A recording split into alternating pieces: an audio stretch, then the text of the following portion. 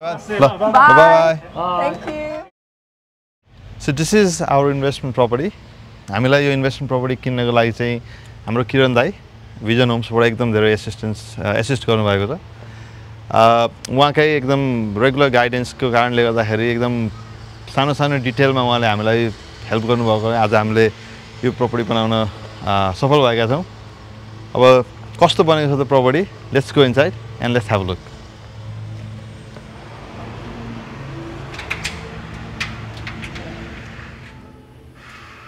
This is a 4-bedroom, 2-living house with a 2-bathroom. Double garage looks really spacious. I did not expect the electric vehicle charger. Yeah, that's a good one. Never seen this before. Yeah. Especially your kitchen को case मा चाहिँ gas top cooking चाहिँ किरण दाइले हामीलाई धेरै help गर्नुभयो gas top cooking नै choose गर्नु भनेर।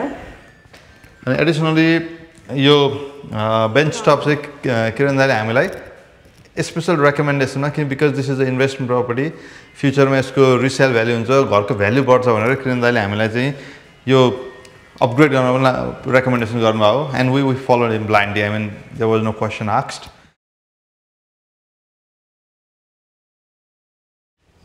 हाम्रो बिल्ड प्रोसेसमा चाहिँ हामीलाई एउटा मोस्ट इम्पोर्टेन्ट थिङ के लागेको थियो भने घरमा लाइटिङको चाहिँ एकदम समस्या हुनु हुँदैन।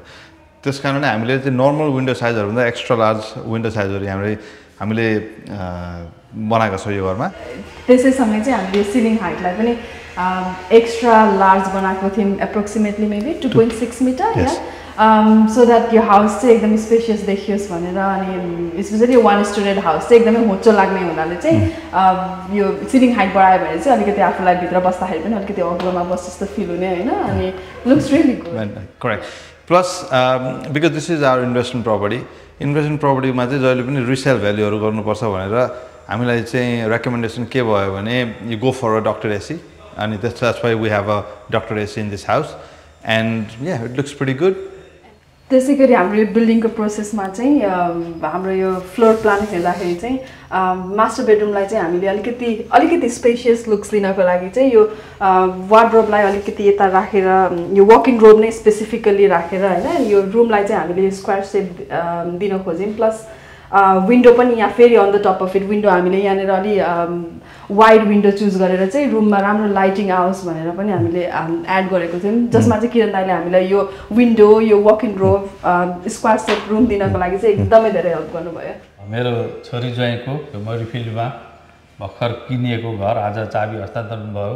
सुरुमा आउँदै एउटा बाहिरको लुक्स हेर्दा नि वाउ थियो, अनि त्यसपछि भित्र छिर्दै जाँदा यहाँ कोठाका साइजहरु, कोठाका एउटा उज्यालोपन सबै उसमा कलरका कुरा, मास्टर बेडरुम, गेस्ट रुम लगायत, अनि त्यस्तै यो डाइनिङ किचन डाइनिङमा आएर किचनको पनि एउटा आफ्नै प्रकारको एउटा ग्यासबाट बनेको चुलो। एकदम धेरै धेरै धन्यवाद ज्वाइँ छोरीलाई, अनि त्यस्तै यो सबै सल्लाह सुझाव दिने किरण भाइलाई।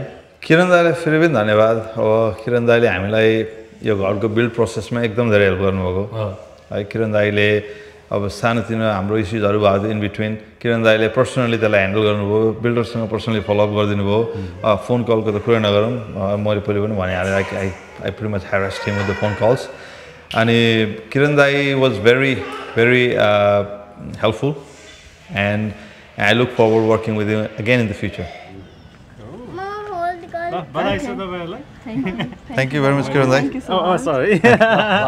La, धेरै धेरै बधाई छ। ल लिन्छु। You want to hold this? Yeah. Hold this. Yeah.